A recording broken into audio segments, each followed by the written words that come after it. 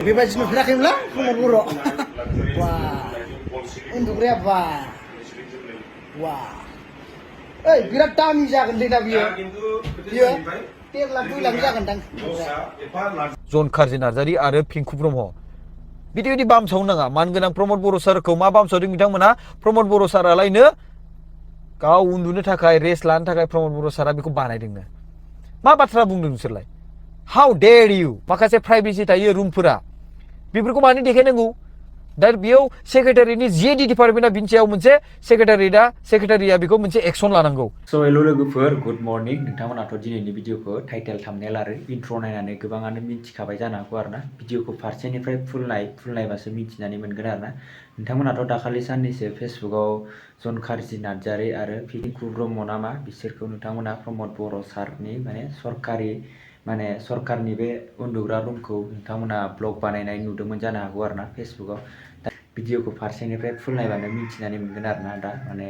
प्रकाश नार्जारी सारा मा बुंदों नोंथांमोना नैबे भिडिअखौ फारसेनिफ्राय फुल नायनानै लाबानो मिथिनानै मोनगोन पिंकु ब्रह्म आरो जन कार्जि नार्जारीखौ पुलिस केस होदों नामा नोंथांमोना नैबे भिडिअखौ फारसेनिफ्राय फुल नायनानै लाबानो जाबाय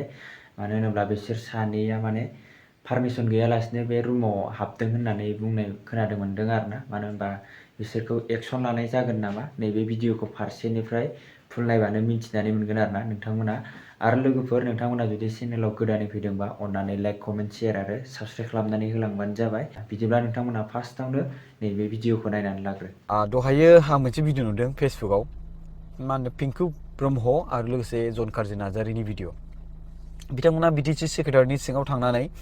सेक्रेटारिनि ए ब्लकनि 4th फ्ल'राव मोनसे रुमखौ बिथांमोना एक्सप'ज खालामदों सरकारनि प्रपार्टियाव बेबायदि थांनानै भाइरेल खालामनो हानाय रेकर्ड खालामनानै एकदम पाब्लिकनि मा होनदों मोनसे पार्क बायदि भिडिअ बानायनाय ब्लगिं खालामनाय बेबायदि बोरैहाय सोर बिथांमोनखौ पारमिसन होखो बिथांमोनासो मिथिसिगोन आरोना दा बिनि सोमोन्दै आं नोंथांमोननि सिगाङाव माखासे बाथ्रा फोरमायनो सानदों भिडिअखौ नोंथांमोना नायग्रोना लादो प्रमद बर'नि उन्दुग्राखौ नायफैदों नङा उन्दुग्रा रेस्ट लाग्रा उन्दुग्रा दै प्रमद बर'नि खोथाया बिसोर जे अफिसाव बबे समाव रेस्ट लानो टाइम मोनो जोंनि कुइसना बिसोर आरो रायजा जानो एसे फोरमायना होबा बबे रुमावहाय बबे टाइमावहाय रेस्ट लानो टाइम मोनो जोंनि कुइसना दा बिसोर स्पेशल आयौ बेबायदि नुफेराखैमोनलां प्रमद बर' वा उन्दुग्राया बा वा ओइ बिराद दामि जागोनलै दा बियो 1.5 लाख 2 लाख जागोनदां एफा नार्जारी माबा नाङा बिटिसि सेक्रेटारियेटआव 5 बोसोराव आं प्रमद बर' सारनि दैदेननाय सरकार समाव बेबायदि मा होनदों सरकारि रुमफोरखौ ब्लगिं खालामनानै एक्सप'ज खालामफेराखै नाथाय बिफाया फैनाय लोगो लोगोनो बेबायदि सरकारि रुमफोरखौ एक्सप'ज खालामनाय सेफटि एन्ड सिकिउरिटि गैयै बायदि खालामनायखौ जों नुनो मोनदों जन कार्जि नार्जारी आरो लोगोसे पिंकु ब्रह्म बिथांमोनखौ बिटिसि सेक्रेटारिनि ए ब्लकनि 4th फ्ल'रनि मोनसे रुमखौ ब्लगिं खालामनानै बिथांमोनहा भाइरेल खालामनायखौ नुनो मोनदों सेक्रेटारिनि सिङाव थानाय सेक्रेटारि आरो खामानि मावग्राफ्रा बिनि सायाव मा बुंनो सानो बे बिथांमोननि आखायाव थाहैबाय आरो एभिडेन्स हिसाबै प्रुफ हिसाबै आं नोंथांमोननि सिगाङाव नैबे भिडिअ क्लिप्सखौ आं नोंथांमोननि सिगाङाव फोरमायना होनि आरो नोंथांमोना नायनानै लाबानो जाबाय मानगोनां रायजो राजा नोंथांमोन भिडिअखौ नायबाय जानांगौ नोंथांमोना बेयाव थानाय सानै सोद्रोमायानो जाबाय जन कार्जि नार्जारी आरो सासेया जाबाय पिंकु ब्रह्म बे रुम देखायनाया जाहैबाय सेक्रेटारिनि ए ब्लक ओमफ्राय 4th फ्ल'रनि आरो बे रुमखौ सेक्रेटारियेट एबा सेक्रेटारि एबा खामानि मावग्राफोरनाव सोंहैथां सोरनि थाखाय स्पेसियेलि बानायनाय जादों आरो बेवहाय केयारटेकारनावबो सोंबानो जाबाय बे रुमखौ सोरनि थाखाय बानायनाय जादों आसि थुयै बिथांमोना खोन्थागोन जों खोन्थागुलायनो गोनां गैया नोंथांमोना बिसोरनाव सोंना लाबानो जायोमोन नोंथांमोना डाइरेक्ट कमिउनिकेसन गैया बिथांमोनजों खामानि मावग्राफोरजों डाइरेक्ट थांबाय दुगामारा ओरै रुम नुबाय ओरै नोंथांमोना बिदिनो सोलिलांबाय थागोन बायदि मोनबाय आं नोंथांमोनखौ बे रुमा स्पेसियेलि स्टेटनि गभर्नर फैयोब्ला रेस्ट लानो बियोब्ला बिथांमोनखौ दोननो थाखाय बे रुमखौ बानायनाय जादोंमोन चिफ मिनिस्टार फैयोब्ला चिफ मिनिस्टारा बियोब्ला बे रुमाव दोननो थाखाय बेखौ बानायनाय जादोंमोन बेखौ नोंथांमोना डिपार्टमेन्टआव थांना मानो सोंहैया सेक्रेटारियेटआव सहैबाय नाथाय बिथांमोननि खामानि मावग्रा सेक्रेटारिनि खामानि मावग्रा बिथांमोनजों बिथांमोना जगाजगानो गैया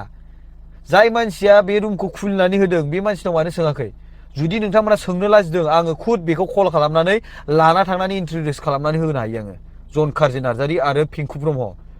बिदि बिदि बामसावनो नाङा मानगोनां प्रमद बर' सारखौ मा बामसावदों बिथांमोना प्रमद बर' सारालायनो गाव उन्दुनो थाखाय रेस्ट लानो थाखाय प्रमद बर' सारा बेखौ बानायदोंनो मा बाथ्रा बुंदों नोंसोरलाय हाउ डेयर इउ बिथाङा उन्दुनो गोसोब्ला रेस्ट लानो गोसोब्ला बिथांनि न'आ खाथियावनो 10 मिनिटबो लाया बिथाङा उन्दुहैनो गोसोब्ला सरकार थानाय समाव एस्कर्ट दं मा दं लामाफ्रा एसेबां जाम जाया डाइरेक्ट थांनानै रेस्ट लाहैनो हायो मोनथियाब्ला खबरखौ ला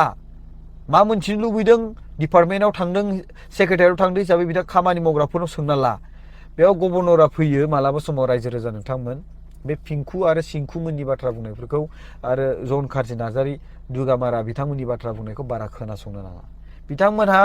जेरै मेरैनो बामसावनो नाजानायखौल' नाजायो आं दिनैसिम जेसेबांखिनि बाथ्रा बुंदों दै रायजो राजा नोंथांमोना मोजां नोजोर होनानै आंनियाव गोबां कमेन्ट खालामो बिपिएफनि आइटिसेलफ्रा नोंगौ बिथांमोननि बिपिएफ आइटिसेलनि कमेन्ट खालामनाया बिराद स्ट्रं बिथांमोना बिराद एक्टिभ आं मिथिगौ सोरबाथ' गावनि हिन्जावनि एकाउन्टखौनो इउज खालामनानै हिन्जावा फात्तायानो गैया हौवा मानसिया कमेन्ट खालामगासिनो दं ओमफ्राय उनाव हिन्जाव बुंनोसै आं नङा आदा आं नोंनि भिडिअखौ नायो बिदिबो जाखांबाय खेबसे नाथाय हिन्जावा कमेन्ट खालामा हौवायासो कमेन्ट खालामो स' बेबायदिनो गोबां जायो दा दिनै बिथांमोना मानगोनां प्रमद बर' सार बिथांखौ एलिगेसन होदों बे एलिगेसना नंखायथार प्रमद बर' सारा गाव उन्दुनो थाखाय रेस्ट लानो थाखाय नङा स्टेट गभर्नरा माब्ला मोनसे कनफारेन्स जायोबा प्रग्राम जायोबा गभर्नरखौ लानानै चिफ मिनिस्टारखौ लानानै एसेम्बलि जायोब्ला दा बिथांमोना उन्दुनो बा माबा मोनसे रेस्ट लानो दसे 5 to 10 मिनिट्सनि थाखाय होमबा बिथांमोननो बहा होनो बहाबा हटेलाव होनोबोथ' सेफ्टि एन्ड सिकिउरिटिनिबो खोथा थायोना दा सेक्रेटारियेट हिसाबै सरकारनि मोनसे जायगा बियो नङा होमबा स' बे हिसाबै बिथांमोननि थाखाय गैयाब्ला आरो मा होनदों माखासे बाथ्रा बेयाव फेसिलिटिस होनो हायिनि थाखाय बड'लेण्ड सरकारनिफ्राय माखासे मा होनदों दुखुनांथाव बाथ्रा जायो स' बिनि थाखाय बेखौ बै गभर्नर आरो सिएम मोननि थाखाय बानायनाय जादोंमोन आरो नोंथांमोना नंखाय सानदोंबा सोंनो हागोन गभर्नराव सों बिथांमोना रेस्ट लाखांबाय आगुनि गभर्नराव सों बिथांमोनाबो बेयावनो रेस्ट लाखांबाय आरो केयारटेकार जाय साबि लाग्रा बेनावबो सों सोर रेस्ट लायो बेयाव साबियानो बे केयारटेकारनाव थाखायो मिथिबाय दानियाबा बाथ्राया बिसोर बिथांमोना बोरैहाय बे सरकारनि रुम बा सरकारनि जायगा माने रुमफोरखौ थांनानै बेबायदि भिडिअ बानायनानै ससियेल मिडियाआव आपल'ड होनो हानाय सरकारनि खामानि मावग्राफ्रा सेक्रेटारिनि डिपार्टमेन्टआव खामानि मावग्राफ्रा बोरै जिएडि डिपार्टमेन्टनि खामानि मावग्राफ्रा बोरै साहसै बिथांमोनखौ बेबायदि मा होनदों आपल'ड खालामनो होखो बिथांमोना बिनि सायाव सार्च होबानोथ' जायोना दा एफआइआर होबानो जायोना बिथांमोना जिएडि डिपार्टमेन्टआ दा दिनै बिथांमोना एभिडेन्स नांगौ भिडिअखौ होबाय बेबायदिथ' मोन्थाय गैया दिनै 5 बोसोर प्रमद बर' सारनि दैदेन सरकार समाव रावबो बेबायदि भिडिअ बानायाखै मानो होनबा मान होदों सनमान होदों माखासे प्राइभेसि थायो सरकारि माने डिपार्टमेन्ट खामानि मावनायनि माखासे प्राइभेसि थायो रुमफोरा बेफोरखौ मानो देखायनांगौ दा बेयाव सेक्रेटारिनि जिएडि डिपार्टमेन्टआ बिनि सायाव मोनसे सेक्रेटारिया बेखौ मोनसे एक्सन लानांगौ बे जोंनि डिमान्ड फार्स्टलि जन कार्जि नार्जारी आरो पिंकु मोननि थाखाय आं मोनसे इनफरमेसन होनो सानदों बिथांमोना हरिनागुरियाव थांनानै मोनसे गिदिर बिल्डिं नुनो मोनगोन इएम आरो एमसिएलए बेयाव थांनानै बेडफोरखौ नायथां थाग्रा खुलिफोरखौ नायथां बेखौबो प्रमद बर' सारानो बानायदों दा दिनै नोंथांमोननि इएम आरो एमसिएलए बेयाव थांनानै थानो मोनसिगोन आरामसे आजादियै मिथिबाय नोंसिनि इएम आरो एमसिएलएफ्रा थाहैनो मोनसिगोन बेखौबो प्रमद बर' सारानो बानायदों बेखौबो देखायथां बे बिल्डिंखौ बेयाव थांनाय लामाखौबो सिलसिलखौ प्रमद बर' सारानो बानायदों बेखौबो देखायथां आरो बिटिसि सेक्रेटारिनि सिङाव थांनाय क्वार्टार बे क्वार्टारनि जे लामा बेखौबो प्रमद बर' सारानो बानायदों नोंथांमोना बे क'क्राझारनि बे डिभाइडेड बानायना होदोंना पस्ट बायदि बेयाव कालार जे फुनगासिनो दं बेखौबो देखाय प्रमद बर' सारानो बानायदों बेखौबो कारिगावनिफ्राय लाना क'क्राझारसिम मोनसे लामा बानायदों बाम ओरै एरनाय बारायनाय बेखौबो प्रमद बर' सारानो बानायदों बेखौ देखाय कारिगावआव मोनसे गेट बानायदों जोंनि बर' हारिनि नेरसोनथिजों बुंफबनाय बे गेटखौ नोंसिनि अट टेकिं प्रग्राम बानायनायाव जे बेखौ जे नोंथांमोना होथेदों गोबां लाजिनांथाव बाथ्रा बिनि सिगांथारावबो बानायनो हायोमोन मानो नांजाब दा दिनै उदालगुरिनि मानसिफ्रा नोंसिनि अट टेकिंआव फैगोन बाक्सानि मानसिफ्रा नोंसिनि अट टेकिंआव फैगोन बिथांमोना सोरबा बे कारिगावनि गेटखौ नुवाखै बेसेरा बिथांमोना फट' खेबजालांगौमोन मानो बेखौ होथेखो बिनि उनावबोथ' बानायनो हायो नुयोना गोबां प्रमद बर' सारनि दैदेननाय सरकारा प्रग्राम बानायबाय वेलकाम गेटखौ बिनि उनावबो बानायदों बेनो अलरेडि मेन वेलकामखा खुलुमबाय बरायबाय लिरनायखौ नुवाखै बेयाव गेटआवहाय गोबां मानसिफ्रा माने शेयार खालामदों कमेन्ट खालामदों गोबां बुजिग्राया बुजिदों बुजिया बुजिखाया बानायनो बिनि सिगांथारावबो बानाय जायोना समान समान बिथांमोना माखासे मानसिफ्राथ' बुंबावदोंसो बे गेटखौ बोखारनांगौनो ओरै थोरैनो गावसोरा बानायनो हादिया नालाय मानो गोनां प्रमद बर' सारा बानायबाय नालाय खाम सिफुं सेरजा इउनिक मोनसे गेट बियो रावबो बेबायदि सानस' हायै गेट बानायदों एसे मान होनो सोलों मान गोनां प्रमद बर' सारनि खामानि मावनायखौ मोजां मोनाखै नाथाय बे खाम माने सिफुं सेरजा आर'नाइ बैफोरखौथ' मान होनो सोलोंना गोबां रायजो राजाफ्रा नायलांगोन बेखौ नोंसोरनो लेंहरलायबाय गभर्नरखौ चिफ गेस्ट हिसाबै हो दा बिथाङाबोथ' बे गेटखौ नुलांथोंना हारिनि नेरसोनथिजों बुंफुंनाय गेटखौ चिफ मिनिस्टार फैगोन होनलाय गिदिर गिदिर मानसि फैगोन होनलाय भुटाननि सोरबा राजाबो माबा फैगोन होनलाय बिसोरबो नुलांथों बे गेटखौ दे गेट बानायनायखौ मा दोनदो दे बेयाव थानाय नेरसोनथिफोरखौ नुलांथोंसै ना बिदिबो गेट बेयाव नुनायफ्रा नेरसोनथिजोब होननानै बिदि आरो माने बे हरिनागुरिनि एमसिएलए बिल्डिंखौबो खेबे थां जन कार्जि नार्जारि आरो माने पिंकु ब्रह्म ब्रादार नोंथांमोना बेयाव थांनानै खेबे थां रुमफोरखौ एक्सप'ज खालामबाय थां थाव खरसा गैयाबाथाय हरगोन आं नोंसोरा बेसेबां नांगौ सेक्रेटारिनिफ्राय थांनानै बेसेबां नांगौ नोंसोरनो गोदाव सोराव बाथ्रा बुङो बे रुम बानायनाय सेक्रेटारियेटआ रुम बानायनाया बियो गभर्नर आरो चिफ मिनिस्टारमोननि थाखाय दै मानगोनां रायजो राजा नोंथांमोन आरो एसेम्ब्लियावबो रुम दङ एसेम्ब्लियावबो बे मान गोनां दैदेनगिरि लिडारफोरनि थाखाय केबिनेट मिनिस्टार सोरबा फैयोब्ला सोरबा बेयाव एसे दाख्लै बावैथ' आसामनि एसेम्ब्लि जाखांबाय थ' बिथांमोना रेस्ट लानो लुबैयो बे रेस्ट लानो थाखाय बिथांमोननो बे जायगाखौ बानायनानै होनाय जादों रायजो राजा नोंथांमोन सोरबाफोर खर' सानाय बेरामफोर थायो सोरबाफोर दसेबाबो उन्दुनो रेस्ट लानो लुबैयो गोलांनो लुबैयो सिंस्रि साग्रा बेमार गोनां थायो रायजो राजा नोंथांमोन दा बिथांमोननि थाखाय मोनसे